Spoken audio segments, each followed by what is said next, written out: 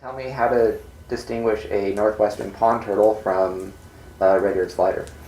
Northwestern pond turtles, which is our native turtle, and the red-eared slider, which is considered a non-native invasive turtle, can be distinguished based predominantly on coloration.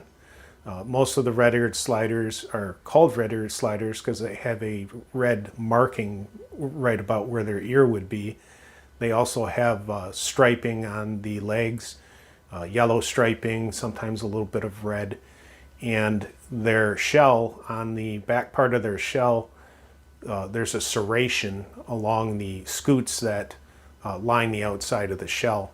The western pond turtle is generally a drab brown color and may have a pale throat if it's a male, but won't have any red or yellow markings along its legs or neck or head. And their shell is more of a drab brown color and it has a smooth edge all the way around it. You do have to be careful because some of the older male red-eared sliders undergo a melanistic change and become jet black, and they could fool you into thinking that they're a northwestern pond turtle when they're not.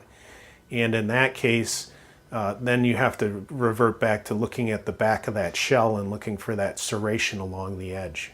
For our other native turtle, for western painted turtles, how would you distinguish them from a pond turtle? The western painted turtle, which is again one of our native turtles here, is a very colorful turtle. It can have a bright red or orange lower part of the shell, and that can be pretty obvious if they're sitting on a log or a rock, and you won't see that in the northwestern pond turtle. Now, people could confuse a western painted turtle for a red-eared slider, but the red-eared slider will have a yellow or partially black lower part of the shell. And we have a few snapping turtles in the state, right? Yes, there are common snapping turtles in the western half of the state. They're probably all up and down the Willamette River at this point. When would somebody see them if they were going to see a snapping turtle? Snapping turtles typically don't bask like other freshwater turtles, and you're likely to only see the female when she comes out onto land to lay her eggs in the spring. Mm-hmm. And characteristically, what are some of the differences? Snapping turtles are typically much larger than both the red-eared slider, the northwestern pond turtle, or western painted turtle. They have serrations on the top part of the shell. They can also have them on their tail, and they have massive claws.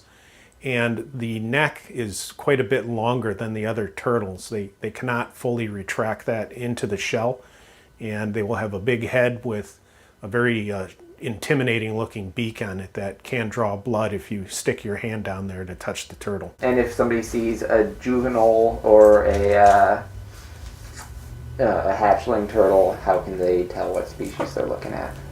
The hatchlings surprisingly look exactly the same as the adults, so they're easy to distinguish what species you're looking at.